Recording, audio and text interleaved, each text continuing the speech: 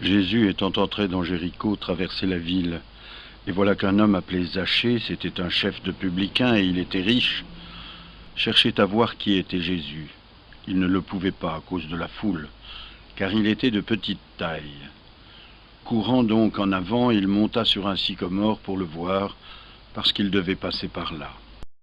Arrivé à cet endroit, Jésus leva les yeux, et l'ayant vu, il lui dit « Zachée, descends vite, car il faut que je loge aujourd'hui dans ta maison. » Zachée se hâta de descendre et le reçut avec joie. Voyant cela, ils murmuraient tous en disant « Il est allé loger chez un pécheur !» Mais Zachée, se présentant devant le Seigneur, lui dit « Voici, Seigneur, que je donne aux pauvres la moitié de mes biens, et si j'ai fait tort de quelque chose à quelqu'un, je lui rends le centuple. » Jésus lui dit « Le salut est venu aujourd'hui pour cette maison, parce que celui-ci est aussi un fils d'Abraham. Car le Fils de l'homme est venu chercher et sauver ce qui était perdu. » Comme ils écoutaient ce discours, il ajouta une parabole, parce qu'il était près de Jérusalem, et que le peuple pensait que le royaume de Dieu allait bientôt paraître. Il dit donc, un homme de grande naissance s'en alla dans un pays lointain pour être investi de la royauté et revenir ensuite. Ayant appelé 10 de ses serviteurs, il leur donna 10 talents et leur dit « Faites-les valoir jusqu'à ce que je revienne. » Quand il fut de retour, après avoir été investi de la royauté, il se fit appeler les serviteurs auxquels il avait donné l'argent pour savoir quel profit chacun en avait tiré. Le premier vint et dit « Seigneur, votre talent a gagné 10 autres talents. » Il lui dit « C'est bien, bon serviteur. Tu as été fidèle en peu de choses, reçois le gouvernement de 10 villes. » Le second vint et dit « Seigneur, votre talent a produit 5 autres talents. » Toi aussi, lui dit-il, gouverne 5 villes. Puis un autre vint et dit « Seigneur, voici votre talent que j'ai gardé en dépôt dans un linge. J'avais peur de vous parce que vous êtes un homme rigide. Vous retirez ce que vous n'avez pas déposé. Vous moissonnez ce que vous n'avez pas semé. » Le roi lui répondit « Je te juge sur tes paroles, méchant serviteur. Tu savais que je suis un homme rigide, retirant ce que je n'ai pas déposé et moissonnant ce que je n'ai pas semé. Pourquoi donc n'as-tu pas mis mon argent à la banque?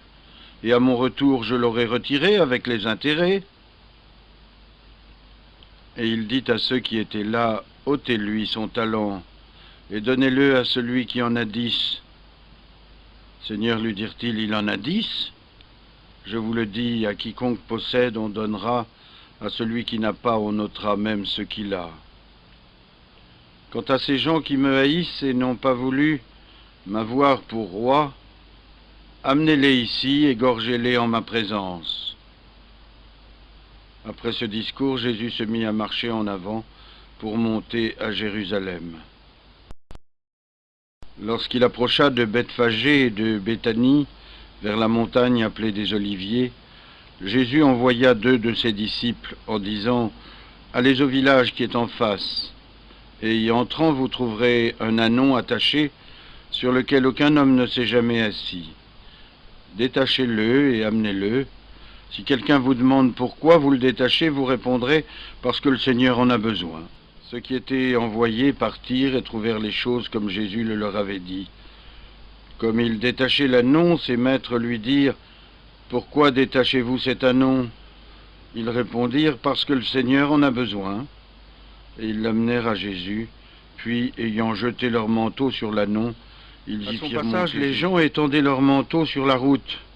Lorsqu'il était déjà près de la descente du mont des Oliviers, toute la foule des disciples, transportés de joie, se mit à louer Dieu à haute voix pour tous les miracles qu'ils avaient vus. « Béni soit, disait-il, le roi qui vient au nom du Seigneur, paix dans le ciel et gloire au plus haut des cieux. » Alors quelques pharisiens au milieu de la foule dirent à Jésus, « Maître, réprimandez vos disciples. » Il leur répondit, « Je vous le dis, s'ils se taisent, les pierres crieront. » Et lorsque s'étant approché, il aperçut Jérusalem, il pleura sur elle. Il disait, « Si tu connaissais, toi aussi, du moins en ce jour qui t'est donné, ce qui ferait ta paix. Mais maintenant ces choses sont cachées à tes yeux.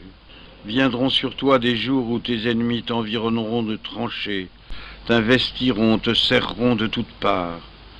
Ils te renverseront par terre, toi et tes enfants qui sont dans ton sein.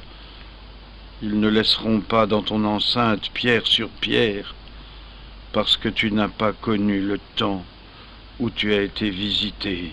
Étant entré dans le temple, il se mit à chasser ceux qui y vendaient et y achetaient, leur disant, il est écrit, ma maison est une maison de prière, et vous en avez fait une caverne de voleurs. Jésus passait les journées entières à enseigner dans le temple, et les princes des prêtres, les scribes et les principaux du peuple cherchaient à le perdre. Mais ils ne savaient comment s'y prendre, car tout le peuple l'écoutait avec ravissement.